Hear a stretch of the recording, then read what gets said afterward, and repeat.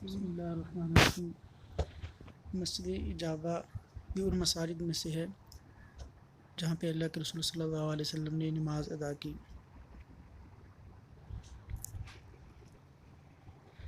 اس کا ایک نام مسجد بنو معاویہ بھی ہے کیونکہ اس جگہ پہ قبیلہ بنو معاویہ آباد تھا، تو اس وجہ سے اس کو مسجد بنو معاویہ کہا جاتا تھا۔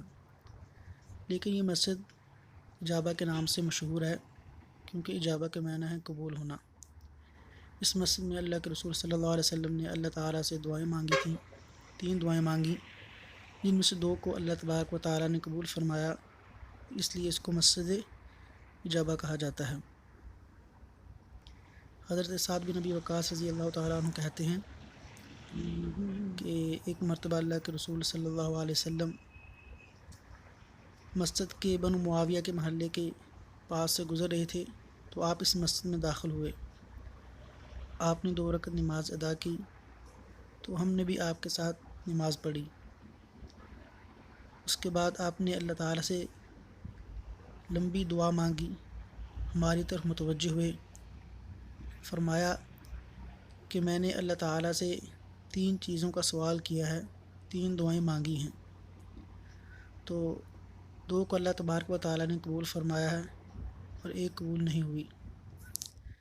آپ صلی اللہ علیہ وسلم فرماتے ہیں کہ میں نے اپنے رب سے سوال کیا کہ یا اللہ میری امت قحط کا شکار نہ ہو، تو اللہ تبارک و تعالیٰ نے اس کو قبول فرمایا۔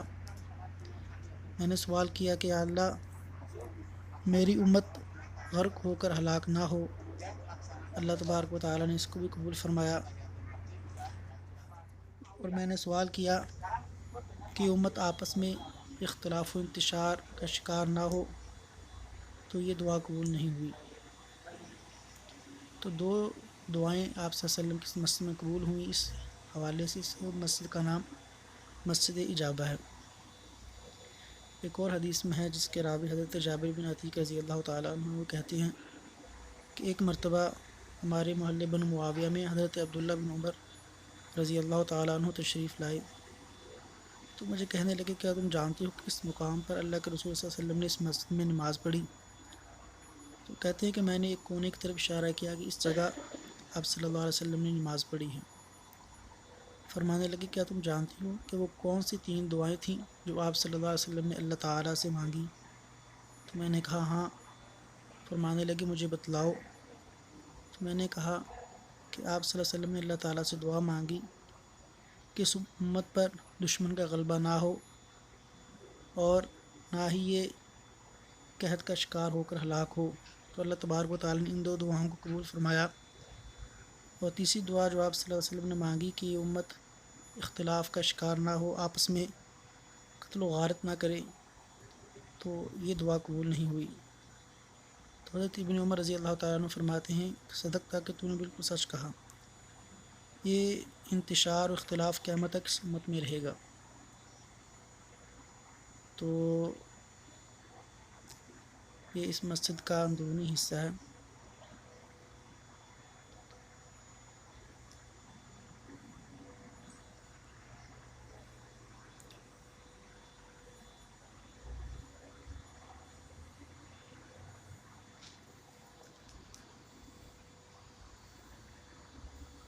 نبی صلی اللہ علیہ وسلم کی زندگی میں ہی مسجد تعمیر ہوئی تھی اور پھر اس کی تجدید ملک فہد بن عبدالعزیز رحمہ اللہ کے زمانے میں ہوئی۔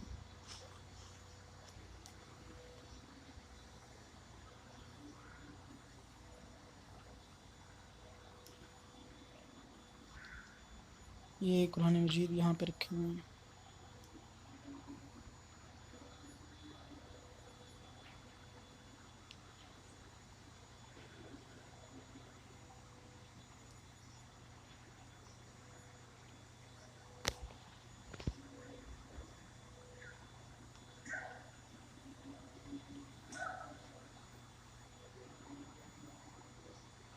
اور کچھ لوگ یہاں پہ تحیۃ المسجد ادا کر رہے ہیں، کیونکہ جب بھی کوئی مسجد میں داخل ہوتا ہے تو سب سے پہلے تحیۃ المسجد یعنی 2 رکعت نماز ادا کرتا ہے۔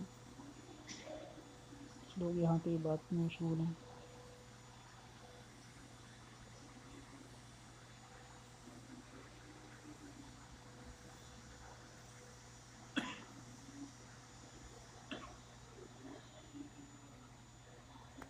اور مسجد کے آداب میں سے ہے، نبی صلی اللہ علیہ وسلم نے فرمایا یا دخل احدکم المسجد فلا یجلس حتی یصلی رکعتین، جب ان میں سے کوئی مسجد میں داخل ہو تو وہ اس وقت نہ بیٹھے حتیٰ کہ 2 رکعت نماز ادا کر لے۔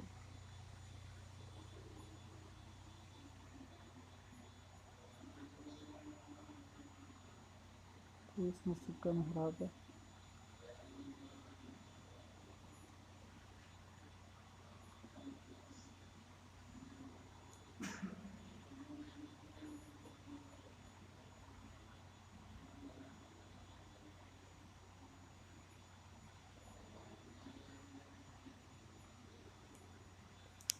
اس کی نماز شروع لکھی ہوئی تو گھر کی نماز کا وقت کیا ہے اور قیامت میں برباد ہوگی۔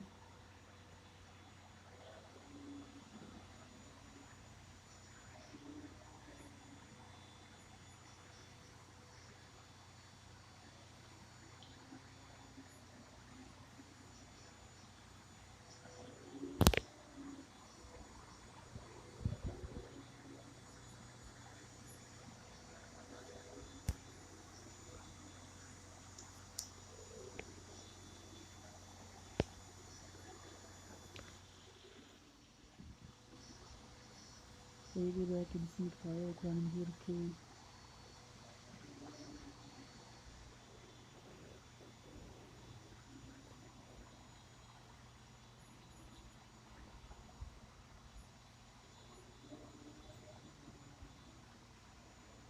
یہ ایک مسجد کا نام مسجد اجابہ ہے، یہ حرم سے بالکل قریب ہے، مسجد نبوی سے 650 میٹر کی مسافت پہ یہ واقع ہے۔